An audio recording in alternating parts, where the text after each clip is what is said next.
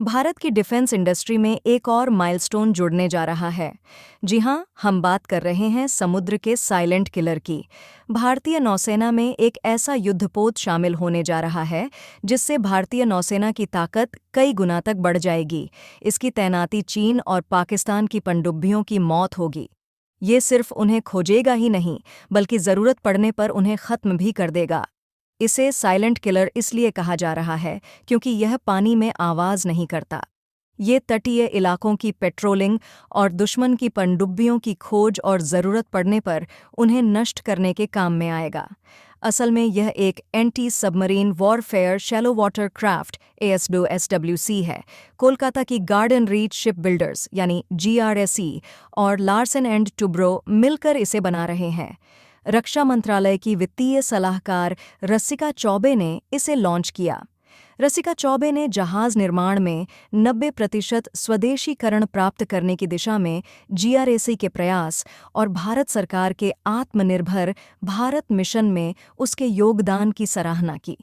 उन्होंने भारतीय नौसेना की एंटी सबमरीन वारफेयर क्षमता बढ़ाने में GRSE के योगदान का उल्लेख करते हुए सशस्त्र बलों को सर्वोत्तम और नवीनतम तकनीक से लैस करने की आवश्यकता पर बल दिया। GRSE ने 8 महीनों में 6 जहाज़ों को लॉन्च करके एक बार फिर रिकॉर्ड बनाया है। 77.6 मीटर लंबे और 10.5 मीटर चौड़े, ये जहाज़ 3 डीजल चालित जेट वाटर द्वारा संचालित हैं। 12,622 करोड़ रुपए के प्रोजेक्ट के तहत 16 युद्धपोत बनाए जाएंगे। पहला युद्धपोत INS अरनाला बहुत जल्द समुद्री ट्रायल्स के लिए पानी में उतरेगा।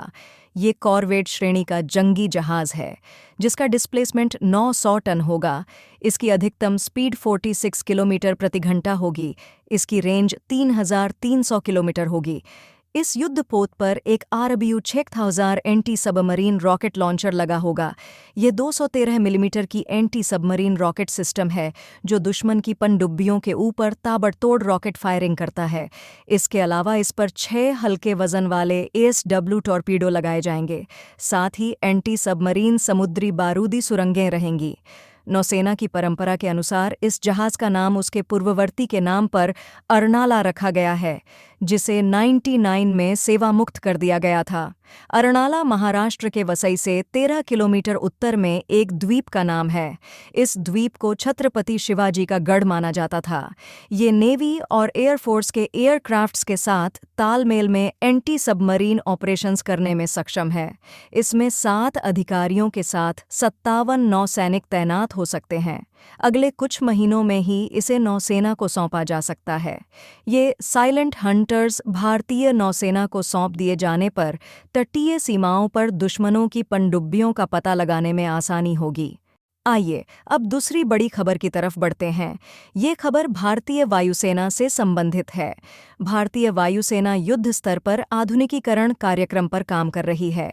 रिपोर्ट के मुताबिक भारतीय वायुसेना अपने जगुआर लड़ाकू विमानों को नई पीढ़ी की घातक मिसाइलों से लैस करने जा रही है। इन विमानों को नई पीढ़ी की नज़दीकी लड़ाकू मिसाइलों से लैस किया जा रहा है। वायुसेना ने इसके लिए कई तरह की मिसाइलों का चयन भी कर लिया है। ये मिसाइलें क्लोज कॉम्बैट के दौरान दुश्मन के लड़ाकू विमान पर भारी पड़ेंगी।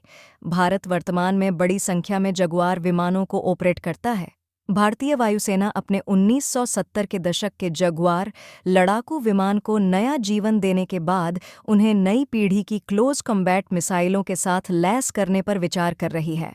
जगुआर भारतीय वायुसेना का डीप पेनिट्रेशन स्ट्राइक एयरक्राफ्ट है।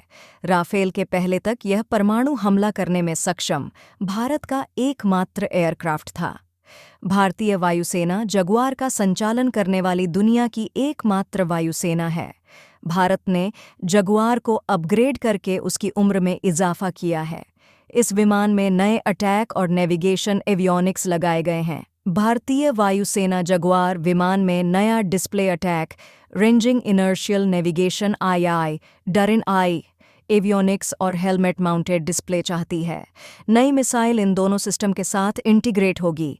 Infrared, fire and forget ASRAAM Jaguar को लड़ाकू जेट, परिवहन विमान, क्रूज मिसाइलों और मानव रहित हवाई वाहनों यूएवी सहित विभिन्न हवाई खतरों का मुकाबला करने में सक्षम बनाता है।